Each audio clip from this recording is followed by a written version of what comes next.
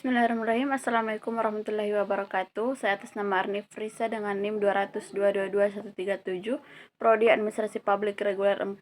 Kali ini saya akan membahas mengenai hambatan-hambatan dalam perencanaan.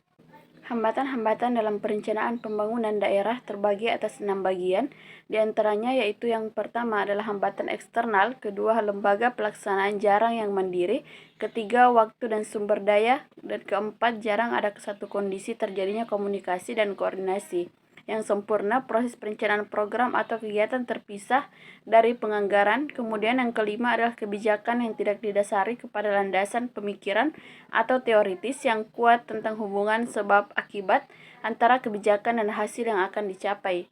Kemudian yang terakhir adalah jarang ada kesepakatan yang umum antara para aktor tentang tujuan kebijakan dan cara mencapainya.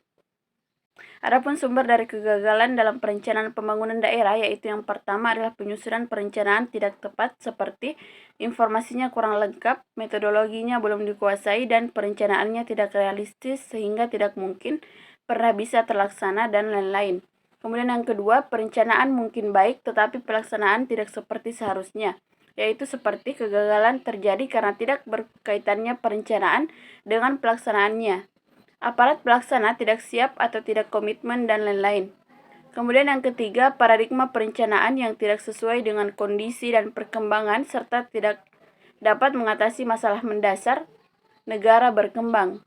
Seperti misalnya orientasi semata-mata pada pertumbuhan yang menyebabkan makin melebarnya suatu kesenjangan, dan lain-lain. Kemudian yang keempat, karena perencanaan diartikan sebagai pengaturan total kehidupan manusia sampai yang paling kecil sekalipun.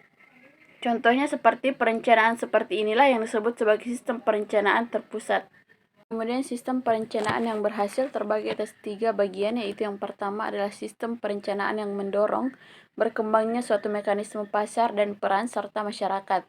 Kemudian yang kedua, dalam sistem ini perencanaan dilakukan dengan menentukan sasaran secara garis besar. Kemudian yang ketiga, pelaku utamanya adalah masyarakat dan usaha swasta. Perencanaan yang ideal terbagi pula atas 5 bagian, yaitu yang pertama adalah prinsip partisipatif.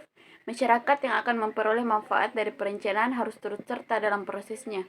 Yang kedua, prinsip kesinambungan, yaitu perencanaan tidak hanya berhenti pada satu tahap, tetapi harus berlanjut sehingga menjamin adanya kemajuan terus-menerus dalam kesejahteraan, dan jangan sampai terjadi kemunduran. Kemudian yang ketiga, prinsip holistik, yaitu masalah dalam perencanaan dan pelaksanaannya tidak hanya dapat dilihat dari satu sisi atau sektor, tetapi harus dilihat dari berbagai aspek dan dalam kebutuhan konsep secara keseluruhan. Kemudian yang keempat, mengandung sistem yang dapat berkembang.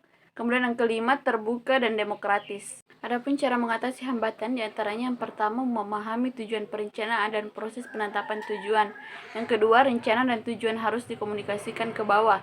Yang ketiga, konsistensi antara tujuan yang lebih tinggi dengan tujuan yang lebih rendah.